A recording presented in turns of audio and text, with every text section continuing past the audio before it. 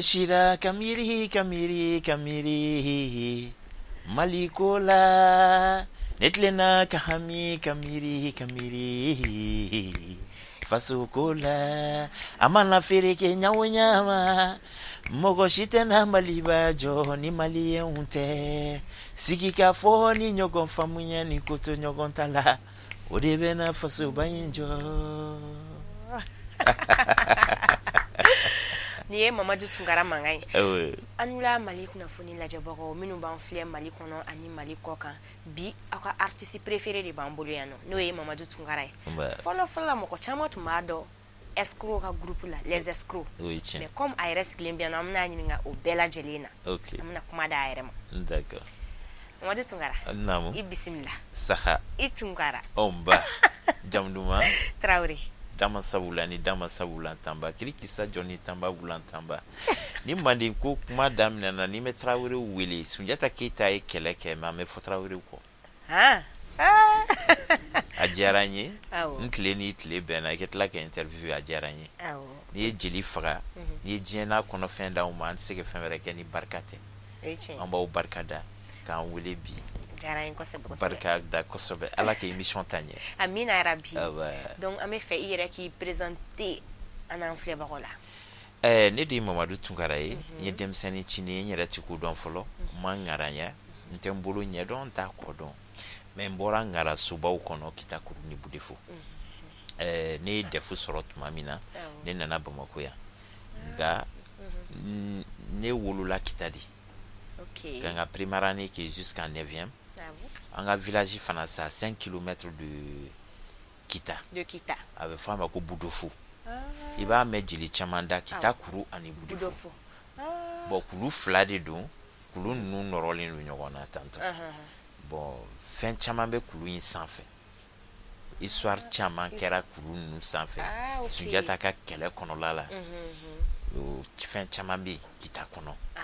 bon odi la kuru de mogo ba fo fin mogo dilu ba fo tuma chama Kita kuru ani Budefo bon do fana ba fo Kita kuru ani Seme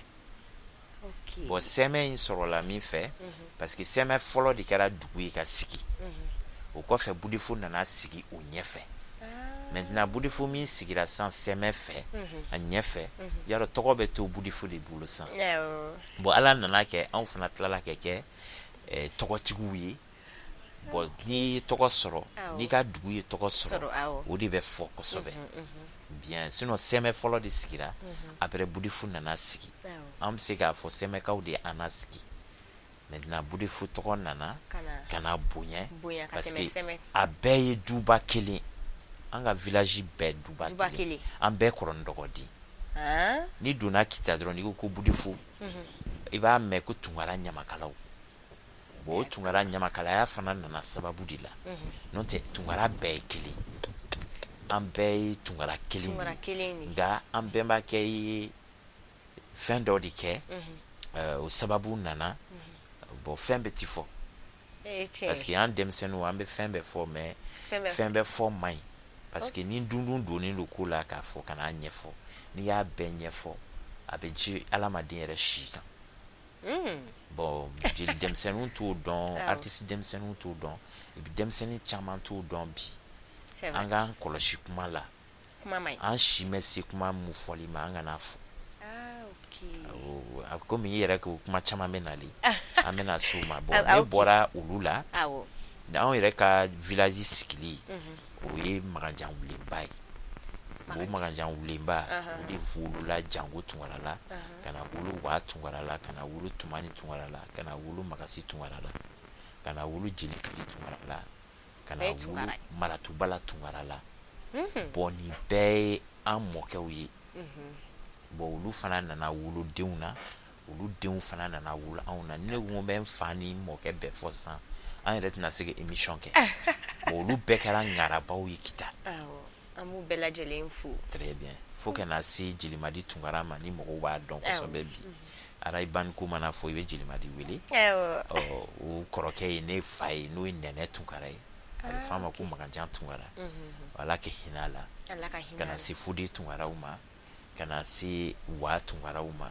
Donc c'est la grande famille Tunkara quoi. An bɛɛ ye Tunkaraw de. Bɛɛ ye Tunkaraw de. Famille ba kelen. N'i donna Kita dɔrɔn n'i ko ko Kita Tunkarala ɲamakalaw u b'a fɔ ko taa Budefo. A banna. Sinon Tunkara ka ca Kita. Kita yɛrɛ tutigɛbaga ye Tunkaraw de. ani Kamaraw. O kɔfɛ Keyitaw nana. OK. Bon Keyitaw nali Sunjata ka kɛlɛ kɔnɔ. Masaya kama u ye masaya di Keyitaw ma. Keyitaw ma. Bien, sinon Kita tutigɛbaga ye Kamaraw ni Tunkaraw de. Oh, an filɛbagaw a y'a mɛn a y'aw sɔgɔlen to Mali kunnafoni kan an ka taa dɔrɔn. OK. I ko kuma kɔnɔna na i ko i ye DEF sɔrɔ. Awɔ. DEF sɔrɔlen kɔfɛ de i nana Bamako. Awɔ. Donc c'est après ça i donna dɔnkili la ou bien dɔnkilida yɛrɛ nana cogo min na. Bon, n y'a f'i ye cogo min an ka famille ye ɲamakala duba ye. Nka dɔ bɛ wolo ɲamakala duba kɔnɔ i ti ɲamakala ye k'i ti kɛ dɔnkilida ye. Mais ne ta ye je peux dire que depuis n fitininama mɔgɔw sɔmina k'a fɔ n bɛna kɛ dɔnkilidala ye parce que n fa ani n ba san o san olu tun bɛ t'u jatigiw baro. U bɛ wuli ka to villagew la u jatigiw balo ni ɲɔw tigɛra ni samiya banna ɲɔtigɛ ni kabatigɛ mana ban jeliw bɛ wuli ka t'u jatigiw balo. Bon ne fitininma tun bɛ taa n ba nɔfɛ. Bon ni n ba ye dɔnkili da n b'a essayer ka dɔnkili da ka yɛlɛkow ni fɛnw kɛ. Depuis o yɔrɔ la mɔgɔw y'a fɔ ko k'i den ko nin bɛ sɔn ka kɛ dɔnkilidala don dɔ. Bon ala nana kɛ an tora ten tɔ fo ka na Kita fɔlɔ la n b'a ɲini ministre de la culture fɛ o kɛ na ni semaine ninnu ye quoi, semaine locale ni semaine régionale ninnu. C'est très important. O lasegin kɔ tugun. O k'a lasegin parce que star caman bɔra i bɛ Mali dɔnkilidala caman ye bi a caman bɔra olu kɔrɔla la. Bon ne nana kɛ don école la ka na se 6e ni 7e ninnu na wagati min semaine locale tun bɛ kɛ. U b'u fɔ ma ko interscolaire. Interscolaire. O théâtre tun bɛ kɛ a ballontanw bɛ kɛ a basket tun bɛ kɛ. Bon élément ɲumanw de tun bɛ ta ka na semaine locale kɛ n'o ye. Bon semaine locale fana tun ye Kita tɛ cercle tun ye yan. Bon Kita arrondissement olu fana bɛɛ tun bɛ na compétit Kita ka Kita yɛrɛ fara o kan. Maintenant a bɛ f'o ma ko semaine locale. Bon semaine locale fana élément ɲumanw olu de tun bɛ fara ɲɔgɔn kan sisan kɛ semaine régionale kɛ n'o ye. Kita komi anw ka région tun ye Kayi ye Kita ni cercle fɛn fɛn bɛ Kayi fana entouré olu fana bɛɛ bɛ ɲɔgɔn sɔrɔ Kayi ka na semaine régionale kɛ. Bon semaine régionale fana élément ɲumanw olu fana tun bɛ fara ɲɔgɔn kan ka biennale dilan. Bon o la o biennale de région fana bɛɛ tun bɛ ɲɔgɔn sɔrɔ Bamako yan ka na o yira min bɛ se ka seko ni dɔnko kɔnɔ. Bon élément ɲuman caman tun bɛ bɔ o kɔnɔla la actrices acteurs pièces faso i bɛ taa sɔrɔ Kayikaw ko dɔ hami bɛ olu la u b'o kɛ pièce ye k'a yira faamaw la. O cogoya la ka sɔrɔ a ma fɔ kɛ ni nɛni ye a ma kɛ ni gosili ye a ma kɛ ni ɲɔgɔn buruja ye. Faamaw yɛrɛ b'a faamu nin région mago bɛ nin de la an y'a mɛn i b'a ye faamaw bɛ fɛɛrɛ ɲini o ko la. Fɛn ninnu si tun tɛ kɛ kunfɛ mais n'an y'a essayer k'o bɛɛ bila bon nin bɛɛ tɛ se jamana gɛlɛya bɛɛ bɛ sɔrɔ nin fɛ ɲɔgɔn lamɛnbaliya min ni an ka dɛsɛ kɛ ko to ɲɔgɔn ta la nin bɛɛ b'a la. Parce que réunion kɛyɔrɔ la i bɛ taa sɔrɔ mɔgɔw kumunen don ɲɔgɔn kɔrɔ u ti ɲɔgɔn lamɛn mais à travers la musique i bɛ fɛn dɔ capter hali bi an bɛ yɔrɔ min na i bɛ taa sɔrɔ denmisɛnnin dɔw bɛ yen nɔ u tɛ livre kalan denmisɛnnin dɔw bɛ yen nɔ u tɛ télé lajɛ journal lajɛ mais jamana artistes mana jamana kunkan kuma fɔ dɔnkili kɔnɔ u b'u ka tata sɔrɔ a la u b'u ka faamuyali sɔrɔ a la. Bon vraiment ne ka dɔnkilida nana ne ye nin bɛɛ kɛ ne bɛ pan ni si kunna ne ye nin bɛɛ kɛ ka sɔrɔ ka ne ye semaine scolaire kɛ ka local kɛ ka régional kɛ ka biennale kɛ san min na rébellion recommencera au Mali u ye biennale in reporté parce que a rébellion daminɛna nord la u ko insécurité ko Mali fan dɔ kɛlɛ bɛ yen dɔw kɛ tulonkɛ kɛ k'a cɛman ye u ye biennale annulé maintenant ne tun b'o biennale la c'est après ça maintenant que ne ye DEF sɔrɔ ne nana Bamako ne nale Bamako ne nana bɛnya ye fɛn dɔ sanga tun bɛ kan ka na n'o rap ye. Maintenant j'ai dit que ne ka ambition ye min ye c'est pas que n kɛ dɔnkili dɔrɔn da ala ye n kalan il faut que n k'o bila en valeur mais rap filɛ nin droit tɛ denmisɛnninw bolo en ce moment droit des enfants o tun développé len tɛ. Les enfants n'avaient pas les droits à la parole. O tun t'an bolo fɔlɔ k'a fɔ bi i bɛ se k'i ka droit réclamer cogo min i bɛ se ka kuma cogo min o tun tɛ yen fɔlɔ. Yeah. Bon maintenant j'ai dit qu'à travers le rap an jeunesse bɛ se k'a ka droit réclamer an bɛ se ka fɛn fɔ an fa n'an baw ye ko u b'a lamɛn u fana bɛ se k'a dɔn ni an mago bɛ nin de la k'a kɛ k'a sɔrɔ an m'u agresser an m'u neni an m'u buruja. A ka ca ala fɛ mɔgɔ tɛ se ka kɛ k'i tɛ don dɔ gasi la mais anw ka dɔnkili fɔlɔ rap kɔnɔ mɔgɔw tulo bɛ n kan na a bɛ se ka kɛ kuma prokotolen bɛ se ka bɔ n da an yɛrɛ tɛ bɔ a kalama dɛ mais k'a la wuli a kalama k'i fa filanw neni ou bien ka mɔgɔ insulter ou bien ka mɔgɔ critiquer f'a tigi k'a dɔn ko i ye n dɔgɔya o tun tɛ anw ka rap kɔnɔ mais an tun bɛ ladili kɛ. A ka rap tun baselen de conseil de kan avec éducation. Très bien. Mais n bɛ fɛ ka dɔn mun de la i y'a daminɛ comme i ka rappeur tɔgɔ les escrocs. C'était groupe de tun don non? Groupe de tun don les escrocs. Awɔ a ka groupe tun composé don Johnny John, c'était Mamadou Tunkara, Samba. Oui, c'était Mamadou Tunkara, Salim Diallo, Modibo Diallo, Djenebani Aminata Kulibali et Amissi. Mɔgɔ naani. Mɔgɔ duuru. Mais a kɛra d'une manière parce que ne bɛ groupe sigi wagati min groupe in sigili nana n ye idée sɔrɔ cogo min na komi kita presque Salim Modibo a bɛɛ ye kita kan an tun bɛ rap concours kɛ boîte kɔnɔ mais au moment y'a sɔrɔ an tun tɛ dɔnkili da mais an tun bɛ dɔn concours de kɛ an tun bɛ dɔn de kɛ fɔlɔ maintenant an nalen Bamakɔ yan j'ai dit que ne bɛna nin idée sɔrɔ ka nin kɛ avant que n ka taa mɔgɔ wɛrɛw ta Salim bɛ yan Modibo bɛ yan an tun bɛ rap dɔn kɛ ɲɔgɔn fɛ i jɔ n k'a f'u ye n'a b'u intéressé an k'a kɛ kelen ye siɲɛ kelen bon ne y'a fɔ Modibo Diallo ye Modibo Diallo ko e ye ɲamakala ye ne ye ɲamakala ye Mamadou Tunkara e ye dɔnkilidala ye jeli e ye jeli ye bon ni ne tuguna e kɔ ka dɔnkili da est ce que ne tɛna kɛ ɲamakala ye ne ko non i tigi ɲamakala ye parce que an bɛna style min kɛ o ye artisiya sira de o tɛ jeliya sira ye an bɛ kuma mun fɔ an bɛ fɛn mun kɛ yala an bɛ rap dɔn boîte kɔnɔ mais an yɛrɛ k'a da maintenant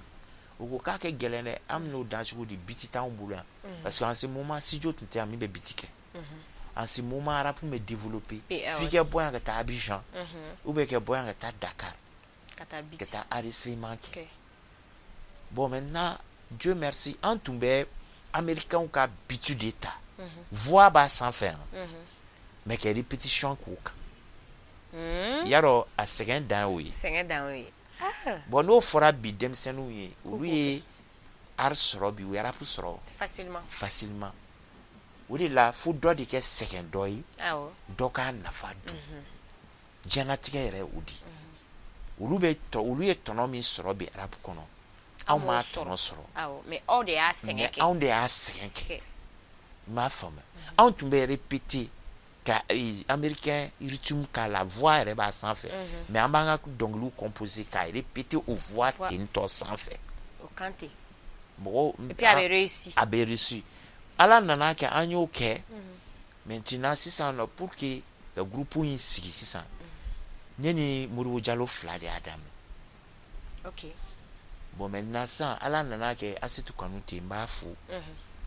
ale tun furulen don Sigi Kuyate ma olu tun ye Abidjan kɛ ale nana studio dayɛlɛ yan nɔ bon a ye artiste caman produit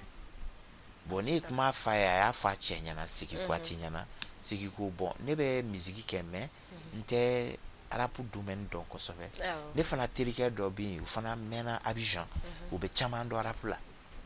n'o kɛra Maman Tandina o Maman Tandina de fana Jɛnɛba Sɛk ninnu ni Nankul ninnu ni mɔgɔ caman produit bon maintenant an taara an y'a ɲɛfɔ a ɲɛna ukukanga rap kanyana aya kanyana ayi ala yi faralanga ali sera que biti composé sera que biti composé très bien bon ay biti composé maintenant ayi morceau following arisri odi kera sara mali sara fitini e ka sara mancha e bita ke musufila sabana ni furuye nege koso ame fego o doni ta kwa anga sega sara mali sara fitini sara mali sara fitini e ka sara mancha e bita ke musufila sabana ni furuye muni koso e ka sara mancha e bita ke musufila sabana ni furuye muni koso bon ni era akanga ni kura ya yaro kani fo chowere kanga ni era ni ha bon iba kalama kuni morceau de fana kama escrow to dara anga groupe la fana me faka na no yere mun la da ko les escrow ni morceau ine ayo ni arisri tumamina maintenant ani ni morceau de fana kama ani tumani jabati nyondo anga foli bai ka fu kosobe muni morceau yi maman tandina ale fana tumbe barake tumani ga groupe la wakati be piano fo tumani no fe artiste bado tumanga na ku klikanta tabo bine ou ka kana dro ku fol kala ou bien ku bu accompagne bon maintenant tumani di fana na orchestre ou accompagne ou be répétition ga ou gona bon maman tandina ku bon ku mine ga yero ka jan ba ka faire mixer le lendemain aita tumani ga répétition ga yero ba o soro wa so krome di bi krome kashiti di ya si san clé ko ni fond di kashiti mga son avec kashiti di kan ta dima il va faut mai tu kashiti be tu il faut ma ko krome antaro la akuka be adama ako ait maninga clé mine antara tu maninga mobile kono tu mani yere ko kale bina kala me tu mani ala me tu mani go I ja dem senu be malla on be jien yala on ba met farajela ni américain ndi ko rapu jarapu sira ya vraiment moi je suis très content maman tani kashiti yin madu tumara iniga groupe mo sini 14h ay na ngasu beta courage waka okay o la ufana be ka dama stilier were kwa mi me dili keke jien kono bon aya fo nere tun dalintala parce que on est demseni bon comme go soro aller star by ka fuka be na ni ke amon no go ne go una fo una ke so kom 14 round tara wa so ave shi no ko la ya fo fana sako o ka ya usigi ko don sa ka be buli o atara ku o ya fa ko a ko demsen do ko ku awo ku usi abora an dumuni ke ayre ya antaka mubla antara situla ay courage waka courage joli sisa ay laidu tani kuna mako bi jien fefena kale tumani balolen tuano abadi aba antemenai parce que ni kala li vraiment demsenu mu fana be kan doku yere o kai ni bandi ya ni l'argent facile bon ani tumani do chuko kala nyona chuko yala ou la style nana toda sisa ku mandinga rap parce que korai mandin fin ko frara pourquoi mandinga rap on dit follow yi instrument traditionnel ke kado rap kono mali kono maybe o wati rapu ani bita rebe ika ide jumeula OK mena si uma pour que escrow yoroni no explication dima bon morceau in bolé studio di kono sisa yaro follow ni ga morceau kuratu ga munga koroni artiste ya kono ibe tsi ulu di ma ka kala tanti ne na dima ikenga na me abe chukudi o ba fi ni kuma be ni kuma info chuku menye ayi ni fo chuku yelema sino obe mo do ya ube ayi ni keta ni tunga nge fo ni nye bon maintenant antoro di la ke mo ko kala me olugo ko jaw ko obsitu di ka ba defense ta anka ko an nige koson kan be muso fla sabanani ko bisike ke chudi ko awi escrodi to kana naki amana afkala mo wo che o che kala me wa ko awi escrodi parce que escro koro yere ani atwa bukana koro imi malla kelunte ni ne ko ima siki escort c'est comme yi nafigidi ne ko ne ma se ko escrow madu I b'a fɔ ne escrow ne nafigi de mais escrow yɛrɛ kɔrɔ t'o ye tubabu kan na a kɔrɔ ye jumɛn escrow yɛrɛ kɔrɔ ye mɔgɔ min bɛ mɔgɔ ka fɛn ŋanamu a fɔ de ma ko escrow arnaqueur très bien yeah ko I m'a ye ko karisa nana ka escroquer c'est comme I nana ka fɛn dɔ ŋanamu a bolo awɔ taraki ka bɔ mais Mali la n'a fɔra I ma ko escrow k'i nafigi de awɔ I m'a faamu bon tumani ko a ma ne taara ne ye kuma ɲɛfɔ tumani ne ko tumani n ko n'aw ye kasiti in k'a la mɔgɔ k'a la ko bɛɛ ko k'a jara ko mais u b'a fɔ an ma k'an ye escrow ye dɛ tumani yɛlɛla kɛ yɛlɛ ko ko nin tɔgɔ yɛrɛ ka di u ne ko tumani escrow mɔgɔ k'a f'i yɛrɛ ma k'i nafigi ko parce que aw bɛ genre min kan n'o ye rap ye ko nin de ka ɲi parce que mɔgɔw b'a fɔ ko n'aw ye fɛn fɛn ye aw ye nafigiw de a ye fɛn fɛn a b'a fɔ aw bɛ mɔgɔw sensibiliser aw bɛ fɛn caman fɔ qui concerne la société ko tɔgɔ in ka ɲi k'a y'a ta ko Abidjan ko e b'a dɔn ko groupe dɔ bɛ yen ko olu tɔgɔ ko Saloɲara ne ko tumani ko yɛrɛ t'o kalama ko bon ne yalana ko tɔgɔ in b'aw lase yɔrɔ caman ko tɔgɔ in yɛrɛ ni parce que mɔgɔw déjà n'i ye tɔgɔ in fɔ ça attire a bɛ mɔgɔw ka intention attirer ka na escrow I bɛ cogo I b'a fɔ ko I bɛ don I bɛ musique min lamɛn pour que o b'a fɔ la ko les escrows I y'a faamu bon o de la an ye tɔgɔ in da les escrows a fana sina k'o emprunter ten k'o ta ka kɛ les escrows a dun y'a fɔ cogo min n'an taara yɔrɔ tournéw la diɲɛ fantan naani journalistes da bɛ bɛn fɛn fɔlɔ ma u b'a fɔ pourquoi vous avez nommé votre groupe les escrows ils sont très curieux pour ça oui parce que c'est un titre attirant quoi très bien bon escrow ya nana ten bon I ka question dɔ in fana I ye min fɔ sisan ko fɔlɔ rapu I n'a fɔ e y'a ɲɛfɔ cogo min na ani sisan ta a bɛ cogo di bon sisan ta komi ko bɛ n'a wagati don ko bɛ n'a tuma don bon anw yɛrɛ ye rapu bɔra Afrique de n bɛ segin a kan tuguni plus précisément Mali yɛrɛ n bɛn'o ɲɛ f'i ye I b'anw ka ɲamakalaw ye sisan nɔ ne ye introduction na sisan ne ye Mabalima mais a diyara I ye a diyara I tulo la mais rythme t'a jukɔrɔ mais ne bɛ kan ka raper de parce que rap tɛ fɛn wɛrɛ ye ka kumakanw sigi ɲɔgɔn kan que ça soit bien harmonisé que ça soit bien structuré que ça sonne bien à l'oreille mɔgɔ bɛ se ka rap kɛ k'a sɔrɔ hali rythme t'a kɔrɔ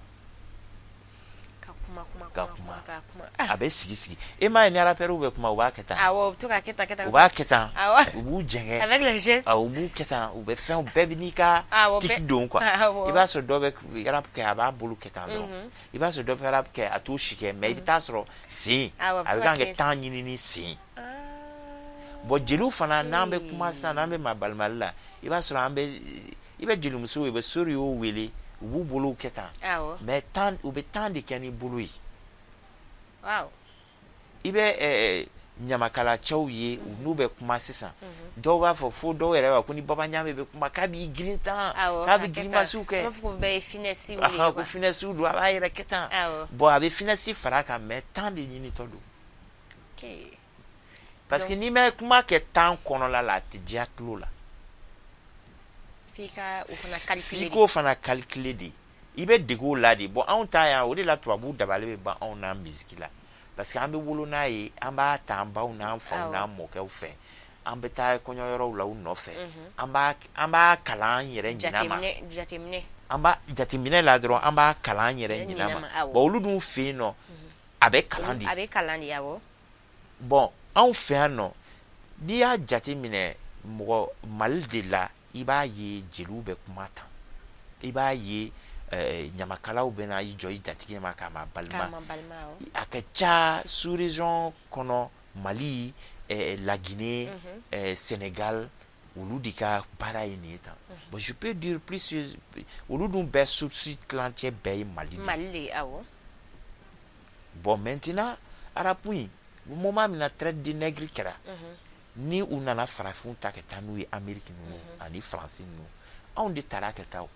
bon n'i y'a jateminɛ Américains fana fɛ yen rap bɔra u ye min farafinw fɔlɔ de y'a daminɛ parce que très généralement hali sisan dɔnkiliw la I b'a ye Fimon, les nègres. Les nègres, ils sont rapés à Tchad, tu sens que rapé ou voilà. Bon, et baro nana chugumia parce que utara ku warashi que tanu yi do boru fanu ba bulu do esclavage ke nyana fin tu mu mine bon nyana fin di nu tara seneke yoro la u be daba nu ni fɛn mun b'u bolo u b'olu gosi ɲɔgɔn na kɛ dɔnkili da walasa u ka se ka ɲɛnafin b'u la ka kumaw fɔ bon o dabaw ni fɛnw gosi to ɲɔgɔn na dɛ rythme de nana ten o la o rythme fana kɔnɔna la u bɛ kumaw fɔ ka bɛn ni olu ye u yɛrɛ b'u dɔn la jusqu'à ce que maintenant u nana fɛn dɔ di u nana fɛn min di tubabuw y'a essayer sisan ka rythme dɔ ɲini o la il m'a faamuya bon farafin tun b'u ka réclamation kɛ à travers parce qu'ils n'ont pas droit à la parole aux États-Unis o y'a sɔrɔ esclavage bɛ mais u tun bɛ dɔnkili da blues nu ani reggae ani raga nu nin bɛɛ nana ten de farafin de nin bɛɛ fɔlɔ kɛ après tubabuw donna parce que a ma se ka développer farafin bolo comme u bɛ déjà très bien ok bon o rapu sisan nɔ n'o seginna ka na tuguni anw fɛ yan nɔ c'est comme anw b'a kɛ wagati min anw fana y'a bila an kunkolo la n y'o de f'i kuma daminɛ la n ko droit tun tɛ anw fana denmisɛnninw bolo ka kuma mais an fana tun b'an ka kumakan kɛ ni arapu ye pour que ni bi tɛ Mali arapu nalen anw ka arapu moment kɔnɔ excusez Mali koba si tun tɛ kɛ ni y'a sɔrɔ arapu groupe fila tun t'a la ni y'a sɔrɔ artistes talen don u b'a fɔ ko fo ka arapu groupe kelen ou bien fila k'a la parce que c'est an ka ɲɛmɔgɔw yɛrɛ y'a ye k'a fɔ an bɛ kuma mun f'a kɔnɔ vraiment message vivant don an ka kalanbaliya hali bi an ye kuma min f'a kɔnɔ c'est plus de 20 ans mais a ko nana bi de les gens fɛn dɔw bɛ yen nɔ o ka di sanu ni wari de fait que aujourd'hui dɔw bɛ ne ye circulation na hali polisiw mun ye la jɔ sisan polisi dɔw bɛ ne fiyɛ ne bɛ n jɔ ni ye vitiri jigin dɔrɔn bonjour ça va c'est artiste Mamadou Tunkara escroc Mamadou Tunkara les escrocs i cɛ nin diyara ne bi ne ye koyi i b'a dɔn i y'an sauver grève wagati aw ye kalanbaliya min da kɛ ne ye conscience sɔrɔ ka taa kalan kɛ a ye mɔgɔ sensibiliser a y'an sensibiliser vraiment non dɔw yɛrɛ ale ye ne fiyɛ pour que a kɛ wari minɛli la mais dɔw yɛrɛ bɛ wari bɔ k'a di ne ma tuguni ko parce que ko ne y'olu sauver ko ne ka dɔnkili fɔlɔ ko an ye min da ko tile de nana bi k'i m'a ye ko kalanko bafuyira k'an ko fantan bɛ to fantanya la faama bɛ to faamaya la jamana tɔ bɛ nagasi bon ko bi ni wari t'i bolo den tɛ kalan bon ko Mali filɛ nin ye bi mɔgɔ mɔgɔ y'i ka kalan tiɲɛ i ka kalan système tiɲɛ jamana tɛ avancer n'i ye jamana avancer tɔ fo denmisɛnninw bon ni kalan système tiɲɛna denmisɛnninw bɛ to kɛnɛma dɛlɛnganya ni fɛnw de la bon tu as vu bon o wagati anw tun bɛ kɛlɛ kɛ ni message di ni ne ye morceau dɔ bɔ sisan meilleur message tatapaw b'a fɔ non escroc ye nin bɔ il faut que ne fana kɛ fɛn dɔ bɔ qui est plus meilleur que ça bon concurrence tɛ fɛn fɛn na a man di mais kana concurrence yɛlɛma k'a kɛ juguya ye bon o de tile bɛ yen bi anw ni sisan denmisɛnninw cɛ sisan denmisɛnninw ye sansi dɔ sɔrɔ u bɛ morceau kelen bɔ u b'u jatigiw je peux dire jatigiw don u b'u teriw u bɛ se ka teri 10 teri 20 kɛ morceau laban na bon i bɛ taa sɔrɔ olu de b'olu dɛmɛ ka wari d'u ma bon u bɛ wari sɔrɔ joona bon denmisɛnninya la n'i ye fɛn sɔrɔ joona ni Ala mɛ far'i kan i hakili bɛ production bɛ dɔgɔya très bien et puis i hakili fana bɛ keleku a bɛ n'i kunkolo la sisan wari bɛ n kun denmisɛnnin ni mɔgɔkɔrɔba tɛ se ka kɛ kelen cogo si la bon sisan denmisɛnninw ka message kɛ suma a tilancɛ bɛɛ ye jarabi dɔnkili a tilancɛ bɛɛ ye yɛrɛ fɔ non mɔgɔ b'i yɛrɛ fɔ mais fɔlɔ anw yɛrɛ tun bɛ maloya k'a fɔ ɲamakala de tun bɛ na k'i fɔ o tun ye fɔlɔ ye mais sisan bɛɛ ko ko n kɛ n yɛrɛ yira bɛɛ ko n kɛ n yɛrɛ fɔ i m'a faamuya bon o de bɛ na u k'u hakili t'o la ne m'a fɔ basi don mais u k'u hakili to o yɔrɔnin na kɛ meilleur message arabu la wuli kun ye meilleur message de ani sensibilisation ani hali n'i ye fɛn ye jamana kɔnɔ min man ɲi i k'a critique kɛ mais danbe kɔnɔ dɛ maa maa b'i fa filan ni ba filan nini i labanko ti ɲɛ i b'o sɛbɛn k'o bila i fa filan e bɛ min fa n'a ba nini k'o bɛ fanga la n'o den bɔra kɛ jɔ i ɲɛkɔrɔ i tɛ se k'a nini abada don dɔ la e yɛrɛ fana somɔgɔ dɔ bɛ se ka yɛlɛn fanga la fanga ye fɛn dɔ de ye i t'a kɔnɔ ko dɔ f'i ka yɛlɛn n'i y'o bila i kunkolo la dɔrɔn hali du kɔnɔ e bɛ se sisan k'a fɔ i ka hakɛ to ne fa ye fugari ye n b'a bolo don min ne yɛrɛ ye muso furu e bɛna réalité ye min tun don o y'a sɔrɔ e y'o fɔ i fa ma ka tɛmɛ très bien o danga b'e kɔ denmisɛnnin dɔw bɛ yen nɔ i bɛ taa sɔrɔ u b'u don u baw ka sinaya kɔnɔ u b'u fa yɛrɛ nini k'a fɔ fa ye kɔɲɔmuso furu a ka ko bɛɛ y'o de mago t'u olu ba la mais artistes fana an ka o yɔrɔ fɔ an ka fɔ artistes ɲamakalaw dɔnkili minnu bɛ ka bɔ sisan o yɛrɛ b'a to souvent même i yɛrɛ b'a fɔ ko bonya tɛ se ka na famille kɔnɔ quoi très bien i bɛ dɔnkili dɔ k'a la i bɛ taa sɔrɔ ni dɔ man di i bɛ taa sɔrɔ c'est kuma min bɛ ka fɔ dɔnkili kɔnɔ c'est i ka situation actuelle a bɛ k'o refléter a bɛ k'o fɔ en même temps quoi donc i b'a fɔ k'i bɛ k'a kɔrɔma tigɛ donc au lieu de dɔnkili ka kɛ moyen de réconciliation a bɛ kɛ farali ye sisan dɔnkili yɛrɛ ko a tɛ se ka ɲɛfɔ yɛrɛ oui c'est dû i b'a dɔn o nana kun min o nana n'o ya o de la n b'a fɔ n ko jatigiw fana k'a to ɲamakalaw ka bɛn e filɛ nin ye sisan nɔ ne jatigi ye ni ne bɛna e fasa da e b'i ka du problème ta k'a ɲɛfɔ ne k'a fɔ Madu Tunkara i bɛ nin de fɔ ne fasa kɔnɔla la déjà même vision dɔ b'i la i bɛ fɛ ka dɔ de critiquer déjà même très bien bon ne e y'o kɛ diyagoya e bɛ kan ka dɔ de critiquer ça c'est sûr maintenant ne fana bɛ nata e ka wari de la o mais ne bɛna e min fasa da ni ne mɛ e ka fasa da min ka di ye e fana b'a fɔ non ti sɔn ne y'a f'i k'i kɛ nin fɔ i m'o fɔ o instruction bɛɛ de bɛ di yan o bɛɛ de bɛ di bi ne de filɛ k'a f'i min ka di waritigi ye donc o de bɛ kɛ n'an taara sumukɛyɔrɔw la min y'i wele sumu na o b'i wele f'a ka salon kɔnɔ ayiwa i nana sisan ne de y'i wele sumu na an tɛ ɲɔgɔn dɔn mais ne y'i ye télé la ou bien n ye karisa ka sumu na i diyara n ye n ye ci bila i ma i ka na ne yɛrɛ de ye kɔɲɔtigi ye nka nin problème de bɛ so in kɔnɔ yan u tɛ fɛ ka ne ye u bɛ ne kɔ u ye nin kɛ tan u ye nin fɔ tan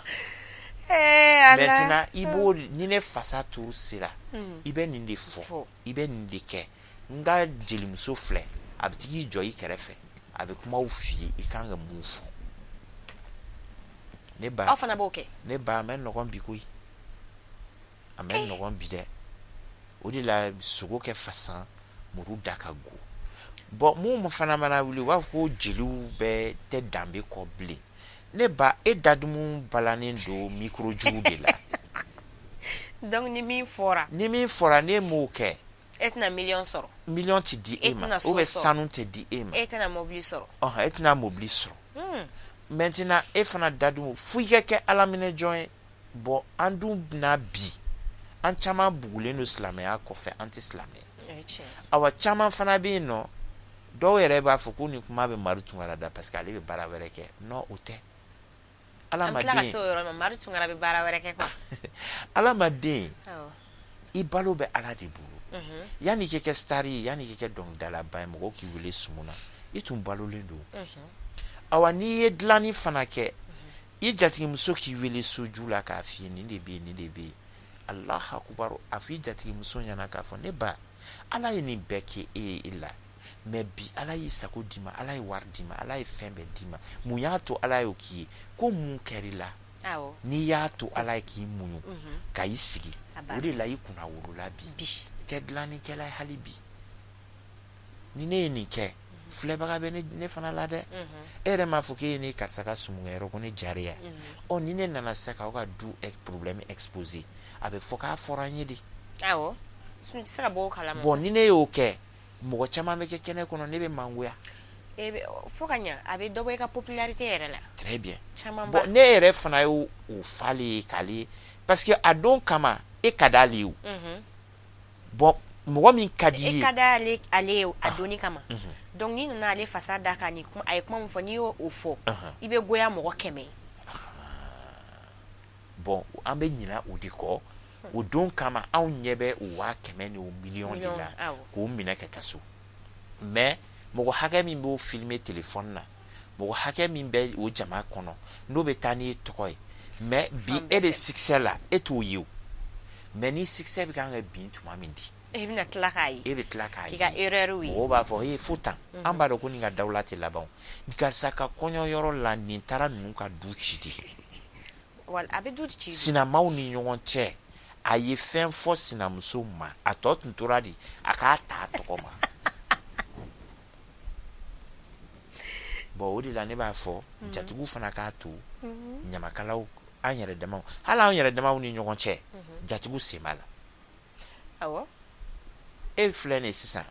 e ne tele la ne kadi mais ibita so ga du jeli bi awo e ga du jeli e fa oye o fa mara o karo ka jeli sisa o deumbe o du di fana e ka jeli o du di be du ko be nyanabo maintenant ni e jeli muso were sisa ka fuku kadi e kange pasini o jeli muso be sokono mimbi ka ko nyanabo i kanga fudi u akarsa e de banga du ko be ke me jeli muso be kange bora topula o do ina e jeli muso njara ne adakono dongli kadne est-ce qu'il se ke sama akena farika au keni ngoke ne o foni o jeli i ka du jeli muso ite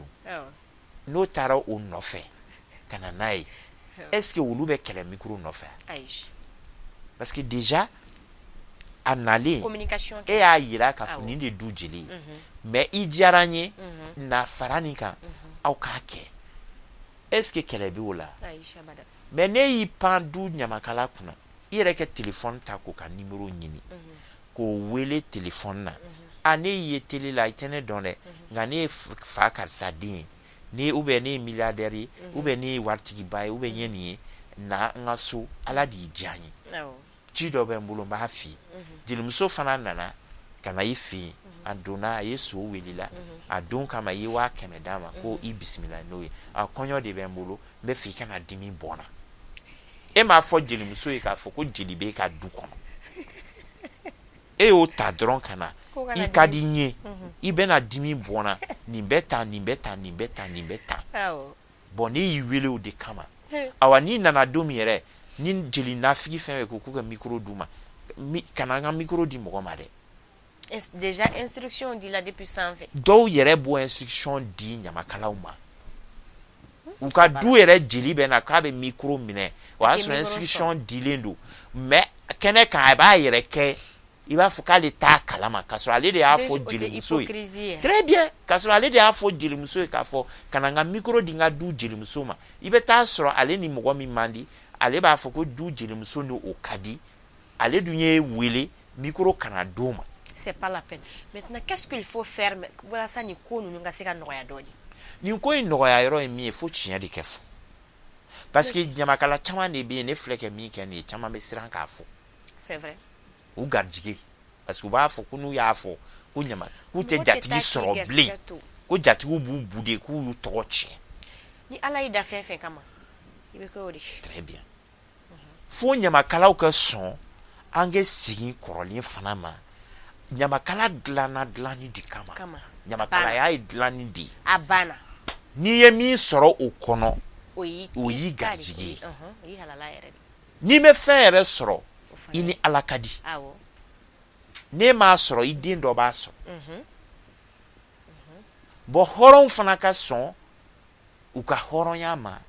ka don ka fo ngetan sinamuso buruja keneka na fatala fa fo itala sinamuso din ani ne din wulu be krusi jala klina emini sinamuso nini chugo dola e dun den ni o den kurusi jala kelen olu bi taa kɛ ɲɔgɔn to wa ko doni dɔrɔn kama dɔrɔn kan disi gosi k'a fɔ ko kɔɲɔ la k'a tora an ta la ou bien n cɛ bɛ n bolo kan disi gosi a fɔ ko madamu tan so fɔ cogo ɲuman na sa n'u ye micro minɛ k'a fɔ mais a donna an ta de o ni m'o kɛ i welela min ka kungo kama n terimuso a t'a di wallahi bilahi a t'a di a yɛrɛ bɛ tila k'a portefeuille dayɛlɛ k'a yirila k'a fɔ n tun bɛna miliyɔn 1 de d'i ma nka ne ye min f'i ye i m'a kɛ ten awa ne tɛ n ka wari di a dun t'a di o tuma na an bɛ dugawu kɛ ala k'a bɛɛ lajɛlen nɔgɔya ala ka hakili ɲuman d'an ma dɛ ne bɛ o de fɔ an ka sabali an ka segin ala ma an ka sabali kɛlɛ in tɛ foyi ɲɛ jatigiw kɛ sabali anw ɲamakalaw tɔgɔ tiɲɛlen don fu kunna a bɛ don an da di e bɛ taa du min kɔnɔ e tɛ du kɔnɔ ko dɔn n'i y'a ye e bɛ dugulenkan fɔ olu kan k'a dɔn ko dɔ de fɔra e ye ayi sisan mɔgɔw b'o kalama mɔgɔ bɛɛ bɔlen don o ko kalama Mamadu Tunkara an bɛ fɛ k'a dɔn i ka projet d'avenir ye jumɛn o de ye bon ne ka projet d'avenir ka ca mais ala barika la n ye dɔɔnin kɛ i ye dɔw réaliser parce que ala barika la n y'a ɲini ka denmisɛnninw dɛmɛ i b'a fɔ Tumani Jabate ye anw dɛmɛ cogo min n bɛ n profiter k'a n'a ka famille Jabate bɛɛ lajɛlen fo parce que dɔnkilida daminɛ kɛ gɛlɛn fo k'a faga n'i ye tɔgɔ sɔrɔ i bɛ fan caman sɔrɔ mɔgɔw b'u bolo bɔ i kɔ dɔw yɛrɛ b'i ye u b'a fɔ na u bɛ se ka miliyɔn ta k'a d'i ma bila yɛrɛ so i ka d'u ye dɔrɔn mais dɔnkili daminɛ o ye waa sabi waa nabi ye dɛ yɛlɛ ko tɛ ko n balimamuso donc a ma nɔgɔ quoi mɔgɔw mana an ye an ka mobilibaw kɔnɔ i ye tɔgɔ sɔrɔ wagati min na i bɛ fini ɲuman dun tɔgɔ b'i la jama bɛ hire o wagati mɔgɔw b'o de ye o mais mɔgɔw t'a ye k'a fɔ e ye san 10 kɛ duguma fɔlɔ pour que i kɛ nin niveau sɔrɔ ne Madu Tunkara min filɛ ni mɔgɔw ye ne ye bi dɔw b'a fɔ ko depuis ala ka n da ko ne tɛ sɛgɛn dɔn k'a sɔrɔ ne ye sɛgɛn min kɛ Bamakɔ yan chaque fois bibi na ne yɛrɛ bɛ wuli tuma dɔ n bɛ wuli kɛ n denw lajɛ fajiri fɛ ka ala deli ala ne ye sɛgɛn min ye ɲɛ la kana da ne denw kan dɛ tellement que ne sɛgɛnna yala a dan ye o ye ne tun bɛ n tɔgɔma ka taa lycée Askia la ka taa kalan kɛ n sen na ka tile lycée Askia la ka wulafɛ école kɛ passe tɛ n bolo tɔw bɛ taa so mais ne bɛ tile parce que n tɛ se ka aller retour n tɛ se k'a tɔgɔma n sen na n bɛ wulafɛ école kɛ ka na n to la ka misiki ka daminɛ tantɔ n bɛ n tɔgɔma n sen na ka bɔ Dar es Salaam école la ka na ORTM na i bɛ na ORTM na pour que i ka don ORTM cours da fɛ interphone de tun bɛ yen i bɛ na min nɔfɛ i b'o tɔgɔ de fɔ u b'o wele n'o t'i dɔn a b'a fɔ k'a t'i dɔn ko i kana don e bɛ to tirikitɔrɔkɔ la da la k'i sigi fo ala kɛ n'a ka na ye o tigi bɔtɔ o kɛ bɛn n'i ye i k'a fɔ karisa i tɛ ne dɔn mais ne de ye karisa ye ne tun na n'i fɛ yan a fɔra k'e de bɛ nin émission kɛ n bɛ fɛ vraiment n ka nin sɔn bɛ n bolo n'i bɛ se ka n dɛmɛ cogo min na ni dɔw kɛra ala dɔnbaga ye olu b'a minɛ ni dɔw ma kɛ ala dɔnbaga ye o b'a fɔ ko don wɛrɛ ko na o don wɛrɛ e nana cogo cogo ale t'o dɔn rien ne tun bɛ tɔgɔma n ka babi ne tun bɛ tɔgɔma fa ninnu bɛ fosi n bɛ vignette ta i tɛ vignette dɔn ala aw ye ɲɛ sɔrɔ datuma na sa ala vignette ye jumɛn ye tuguni vignette n fa nin ba fɔlɔ mɔgɔw bɛ vignette dɔn mun bɛ ka kɛ lajɛ babi pile dɔ tun bɛ yen publicité tɛ ko essence i b'o pile gosi manani dɔ bɛ bɔ a kunna i b'o de sɔri i ka babi nun na o de ye vignette ye awɔ n'i y'o don o la i bɛ kalo kɛ i bɛ tɔgɔma la n'o ye fo n'a ju banna sa ja i y'a faamu ni babi ju banna sa i yɛrɛ sen bɛ da duguma ni pɔntiw tora k'i sɔgɔ kuma min na pɔntiw b'i sɔgɔ i bɛ sɔrɔ k'a dɔn k'a fɔ k'a ju awɔ mais vignette fana bɛ si dɛ vignette bɛ si awɔ parce que goudron tun bɛ deli goudron na goudron b'o si n'i bɛ tɔgɔma goudron na an bɛ goudron éviter de ka tɔgɔma duguma parce que goudron b'a si o kuma na gidɔrɔn mana si i bɛ pili wɛrɛ de ɲini o wagati ninnu pili kɔrɔ ninnu mana bɔ mayitu ni fɛnw na an t'u la fili a ɲati bɛ i b'a garder k'a vignette bɔ o la k'o garder o la ni o sira i b'o o fana bɔ ka dɔ wɛrɛ o remplacer tuguni awɔ i bɛ tɔgɔma n'o ye o yɛrɛ ye économie o très bien tiɲɛ na o sɛgɛnna mais bi ko sɛgɛn kɔ ye hɛrɛ ye a y'a nafa sɔrɔ a y'a nafa sɔrɔ Mamadu Tunkara e ko après ni dɔnkilida bɔra baara wɛrɛ e bɛ baara wɛrɛ kɛ ne bɛ baara wɛrɛ kɛ n ka kuma nana o kɔnɔla la bi alhamdulillah ne yɛrɛ bɛ baara kɛ Énergie TV la Énergie TV ne ka émission bi chaque samedi a bɛ bɔ Énergie Ambiance ne y'o créé ne taara télé baara kɛ parce que n bɛ fɛ ka denmisɛnninw dɛmɛ o bɛɛ b'i ka projet kɔnɔ o bɛɛ bɛ n ka projet kɔnɔ bi alhamdulillah émission in lajɛlen don bi dans le monde entier denmisɛnnin fɛn fɛn ni ne y'a ta n ka plateau kan o bɛ tila ka segin ka ne wele ko mɔgɔ hakɛ min y'a wele awɔ a ye dɛmɛ min sɔrɔ ne ka émission sababu la Ala de b'a dɔn parce que ne ka plateau kan i b'a fɔ aw ye ne wele tan cogo min ne b'i wele ne bɛ tila k'i ka numéro de téléphone i yɛrɛ bɛ sɔrɔ min na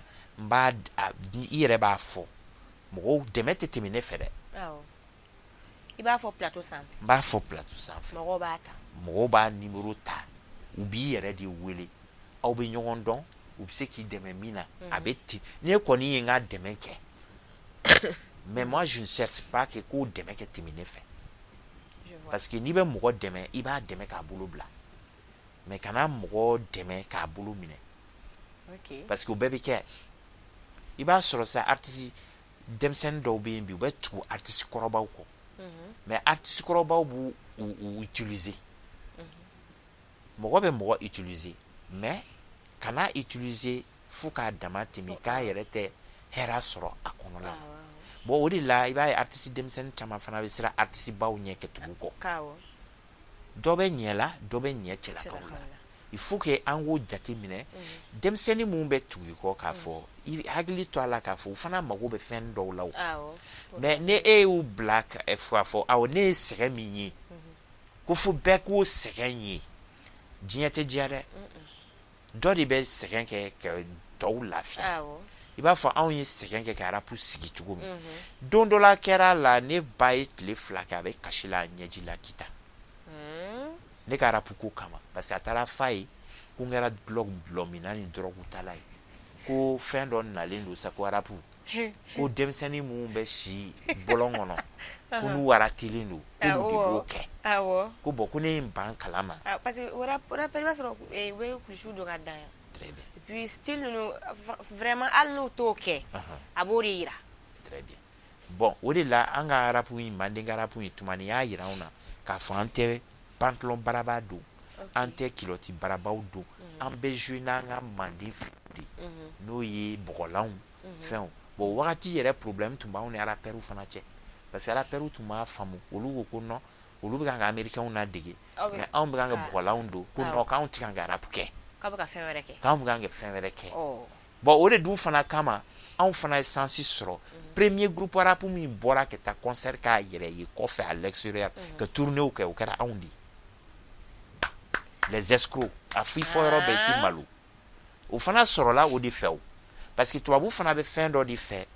min t'olu bolo bon anw tun bɛ kɔra ni tama ni jenbe ninnu anw tun bɛ raper o de sanfɛ ka sɔrɔ biti t'a la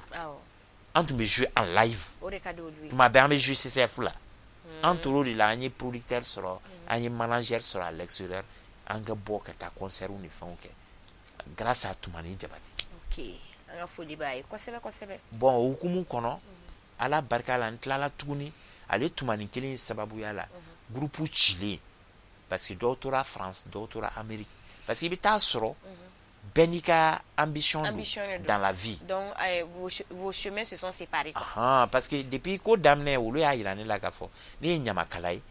dɔnkilida ka di ne ye a bɛ ne jeli la mais olu bɛ ne accompagner mais olu tɛ fɛ ka to dɔnkili kɔnɔ ok donc a groupe ma ci kɛlɛ ayi an bɛ ci kɛlɛ kan Ou tu beta France, Amérique ni fait on ko problème ta la. Aujourd'hui ni na tara Amérique ne be jigin do fi. Ni tara France bi be jigin do fi. Jerabani bi alhamdulillah aujourd'hui a be danse contemporaine de kebi. Bi ale rebe association mubu la ou lui rebe artiste ni fait do deme bi. A tant donc France aya nyanyini a sigina bi a bien. Je peux dire escroc mo be reçura. Chapeau à voir. Et puis en Bekadi. D'accord. Ali Salim Bola, États-Unis, Sangana. En Betara Tléné fi, ne be invité. Ok. Net là que vous be invité à plateau quand. Énergie télé là. Ok. Moro les gens nous a appelé que vraiment qu'on ni des cadeaux lui. Ko groupe où ñogon soro ja ko fe be fo ko an kele la di avec ta ko tout est faux. Ngo bo di la Mali kuma mo ko ni fiala. Iba nyenyi ni folo. Odi kan. Mais malien be ko doni ko do di tadron ku noro nyona quoi. Mais maintenant après ça rapport comme qu'on et que les a continué groupe Chili ay groupe Chili ne climat continue groupe Chili maintenant ne nana malla ne nali malla o benani conservatoire du Daeleni bala fasigi tumani kuni makafo madu comme groupe Chili italaje iketa conservatoire là no go tumani ne bta conservatoire là chugudi ne niveau bac de benela ne niveau bac black et ta chambre de commerce qui moi je suis transitaire ok les chambres de commerce qui ne transit diplôme soro avec mbulusu mais à la barka la ma barake musique kama parce qu'à un moment nitlala kalana benani nga succès donc ima bon tumani ko maintenant conservatoire flé aller be musique de kan mais ni fin kele mi kadne diana tigala si tu vas me récompenser dans ma vie ou ni demain pour qu'il me montre que ni demain a jarié ne be fait que baki nini et là que conservatoire concours que ni OK vraiment ne ka juti la bli ni fait ni demain fait qui il fana ya sarani no ngo tumani Edwin mlani bla barala ngo kungolo te son tungui et plus de 10 ans que bambla qui est là que c'est tout ko que fin et puis net mais 11e SBT de là ou SBT mais non ago bo de bi ka cha irani là ange défi lancé nyoye quoi les fana ko no de kadi siliki de e mi ngani isara tembulu nya yira mfani mbala nya yira alala ne fana ba ke maintenant tumani ere fana tlala ke pour tane ni bela ke biométrie tani ka physique chimie métrie tani ka maths métrie tani aller de ba besra aller anglais bidi ne ka anglais tiena sinon me tourner ke moment mina tumani métrie tani ne tumbe kuma anglais là parce que ni bora Mali da fedron ke doni ke dro français be blanc ala nana ke sani bac soro au sankele ne concours ke conservatoire concours ke passera ne 5 ans que conservatoire là dans 5 ans amen royale parce que bo plateau kan donc lida kan iti bara were ke ni tumani tene bulu kan épaulé waso muso be mbulu di me mbulu amano mais siliki de yi jonyi fonge kla kalana boni tlale kalana sanyenga morceau follow bo album follow bo ke bo rap kono kana manden kono odi kara kitai mais ame fait ika a cappella do kan yana nga émission kunche nyewalale kita dia kana fongo kita dugu ni dugu tekelenye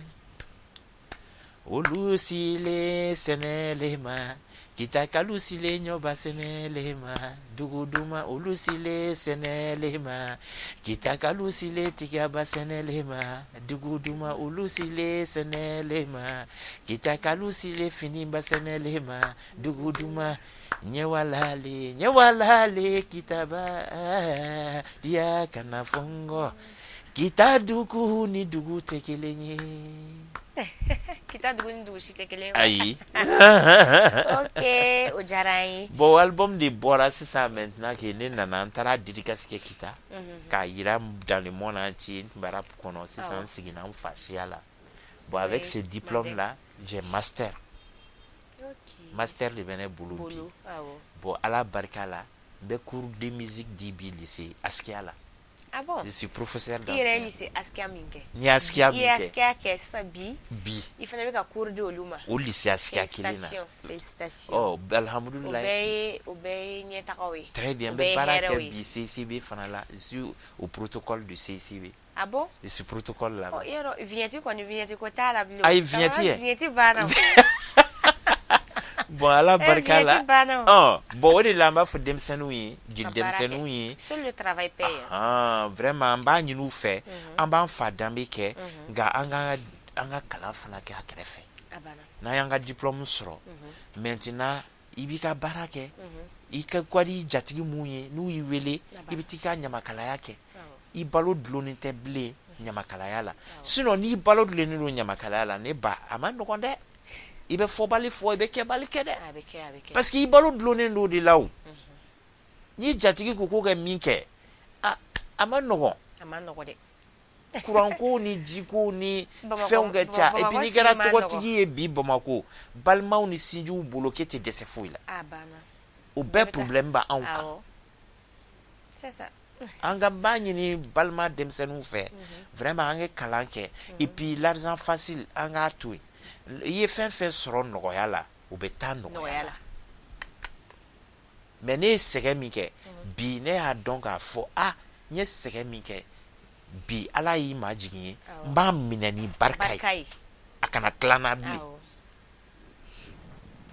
bo enfana mbaw hali bi ay demsenu encadré ou ka kalanke i ka diplôme soro i fani bayi bla o min kama ni yo soro garjige tobe ala di bulu ni e bara nyuma soro mo yere be diplôme do soro to barake o mais kalambe da chama de yele aujourd'hui ne be énergie TV là il y a des gens qui me demandent quand on la connaît journalisme kalanke ou ben y présentateur à kalanke non mais y kalami ka ya facilité ka intelligence dia ni sika o fanake ka fara buluka ok Mamadou Tungara oui ina na wele jabi bia jarane eri ret me yinga na doya na Allah me se ka 3 heures ote problème fou tala me ba ka blala parce que folie blebele ba audi parce que ni opportunité ka diem ko ke ni na me ka parce que ni do ni nga wof ko artistu chama artistu ire kalanete ni do ni nga wo ko jili kalanete or Djili tout à fait le contraire maintenant. C'est ça. Djili kalanou bien non tout ça là. Ya. O ka chasi ça. Hali bine be ala dili chamanke fara uka. Ya. Vraiment au mago bene la wakati ni mali kudido jamana kudido vraiment artiste ka kudido vous êtes disponible. Merci beaucoup. Ojarayen erere. Vraiment. Ojarayen quoi c'est parce que si un artiste sur le mano. Bien pour que vous soro. Na manager ou les de karsa ou les yanfiede. Ni eko ko tu es disponible pour nous. Vraiment merci beaucoup. OK. Ina nga wele jabi ojarayen quoi. Oui, parce que nye nyongo demedu et puis au ganga minga ni à travers ça nye di nye benina. Mo were obse malien ou be jamana were mo tout ça là au be do be no lu fana ga vie internet drone ou be à la main éducation au fana be barabad là. Abu fana nyana fimbo. Abu nyana fimbo ou be beaucoup chama fana kalama. Yeah, c'est très très important. Merci beaucoup. Yeah. Il n'a pas jabi ojaraye ami fo dante folimina. D'accord. Comme ni anga émission kunchayore. Ambalima malik na foni la jaboko omo fo dante folimina mbora ka Mamadou Tungara lame. Atme groupe na aka groupe to les escrocs beba do madu escroc madu. Oui. Beba do orila. Ali tu mambulo koroya abora ka vie nye fanya na ka projet. Anyeme Mamadou misiglina aye gele ya chamai. Maybe alhamdulillah. Abafo Mamadou Tungara aka deviser mi seul le travail paye ko dem senu ka barake argent facile ango black refe ama foy akambe dien wati were